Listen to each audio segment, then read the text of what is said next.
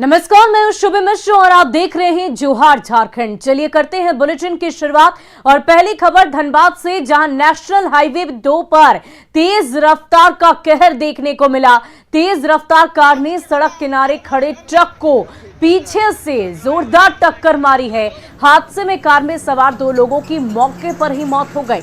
हादसा बरवा अड्डा थाना के नेशनल हाईवे 2 पर जोड़ा पीपल के पास हुआ है। टक्कर इतनी जबरदस्त थी कि कार का आगे का टायर ब्लास्ट हो गया। हादसे में कार चला रहा ड्राइवर अपनी सीट पर ही फंस गया। बरवा अड्डा थाना की पुलिस ने शव को कब्जे में ले लिया है। बताया ये जा रहा है कि कार तोपचाची की तरफ से गोविंदपुर की तरफ आ रही थी। तो आप देख सकते हैं किस प्रकार ट्रक और कार की टक्कर में कार के परखच्चे उखड़ गए हैं और ये तस्वीरें भयावह है। किस प्रकार दुर्घटनाग्रस्त कार वहां पड़ी हुई है, वो तस्वीर हम आपको इस वक्त दिखा रहे हैं। 2 लोगों की मौके पर ही मौत हो गई।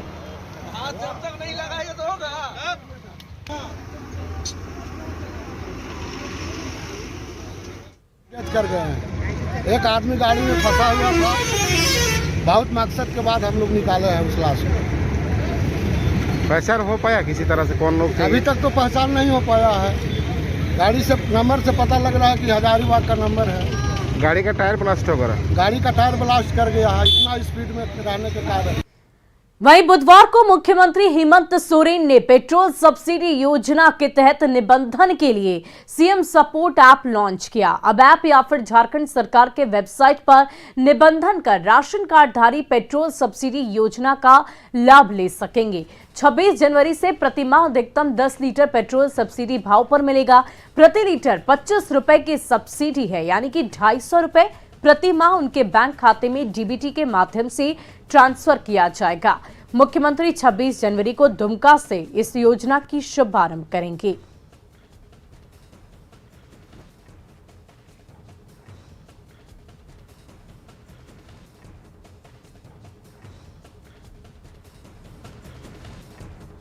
वहीं झारखंड सरकार के पेट्रोल सब्सिडी योजना पर बीजेपी ने निशाना साधा है। बीजेपी प्रवक्ता प्रतुल शाहदेव ने कहा कि सब्सिडी दिए जाने की प्रक्रिया बहुत ज्यादा जटिल है।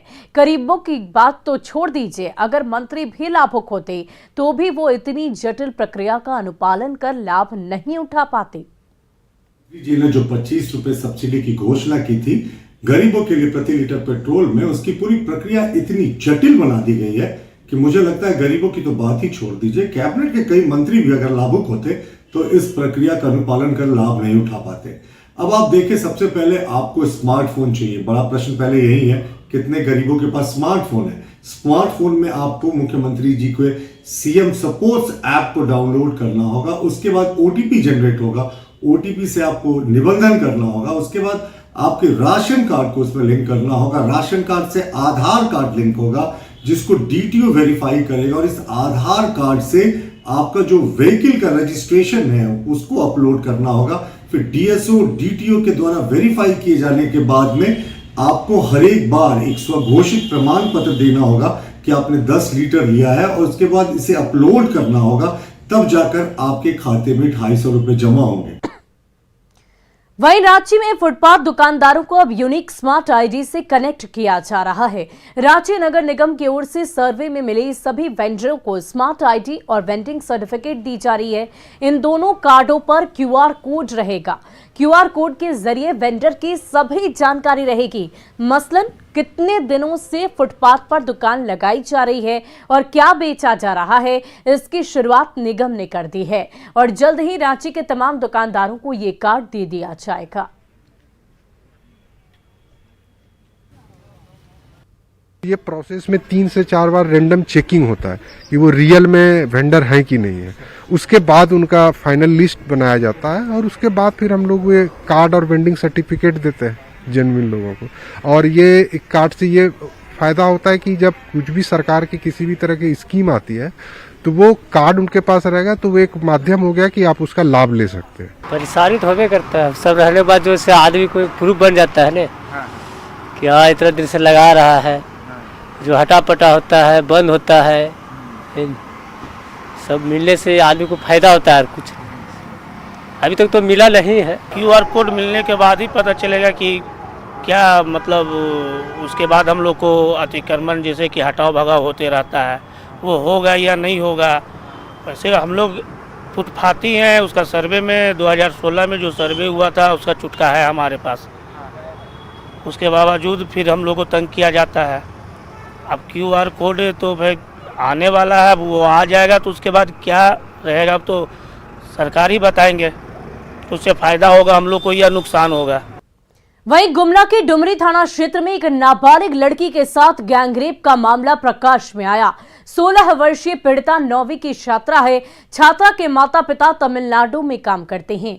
छात्रा आवासीय स्कूल में पढ़ाई करती है, लेकिन कोरोना काल में स्कूल बंद होने की वजह से वो घर पर अकेली रह रही थी। सोमवार को अपने एक रिश्तेदार के साथ वो लातेहार घूमने गई थी। शाम में रिश्तेदार घर छोड़कर वापस लौट गए।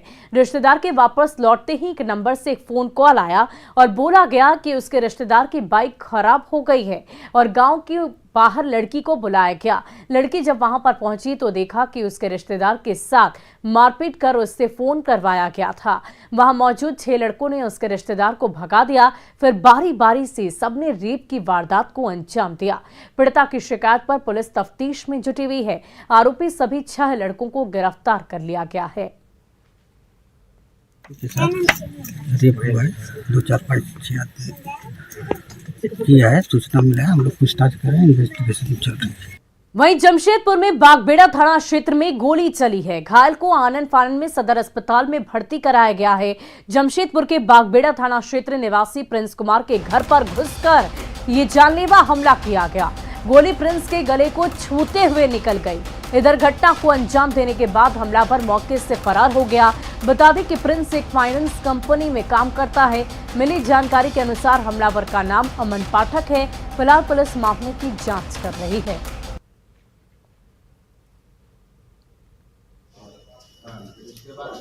निवासी प्रिंस कुमार को गोली लगने की सूचना मिली है।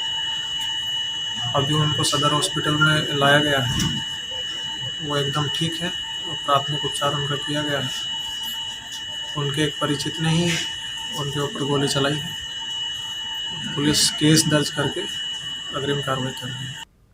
और खबर रामगढ़ से, जहां गजराज का कहर एक बार फिर देखने को मिला है। दुलमी प्रखंड के बोंगाई में हाथियों के झुंड ने मुगल नायक के घर का दरवाजा तोड़ दिया और घर के अंदर रखे धान को खा गए। मुगल ने घर के अंदर चौकी के नीचे छुपाकर अपनी जान बचाई। हाथियों ने गांव में कई किसानों के खेत में लगी आलू और हरी सब्जियों की फसल को नुकसान पहले भी पहुंचाया है। बताया ये जा रहा है कि हाथियों का झुंड अभी भी गांव के बगल वाले जंगल में मौजूद है। गोड्डा के पथरागामा थाना में बड़ी संख्या में शराब की बोतल बरामद की गई है। गोड्डा पुलिस को गुप्त सूचना मिली थी कि एक एम्बेसडर कार में शराब की खेप बिहार भेजी जा रही है।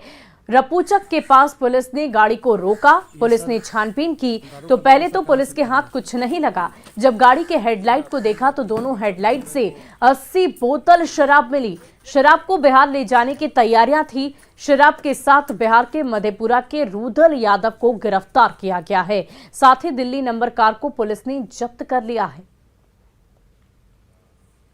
महोदय को इंफॉर्मेशन मिला था, उनके आधार पर पथरगामा पुलिस निरीक्षक और थाना प्रभारी पथरगामा के द्वारा जो है टीम गठित की गई और उनके नेतृत्व में छापामारी की गई।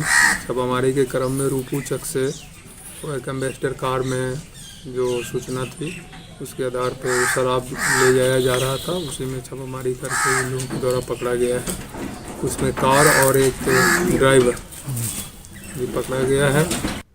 और चलिए बढ़ते हैं अगली खबर की ओर। अगली खबर देवघर से, जहां सदर अस्पताल में देर रात तकनीकी खराबी के कारण पूरा अस्पताल अंधेरे की रोशनी में डूब गया।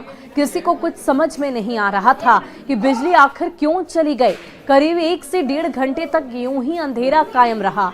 मरीज मोबाइल फ्लैश की लाइट और टॉर्च के सहारे अपना काम चलाते रहे। यहां तक कि डॉक्टर और नर्स भी मोबाइल फ्लैश पर ही जहां तहां जैसे तैसे काम करते रहे।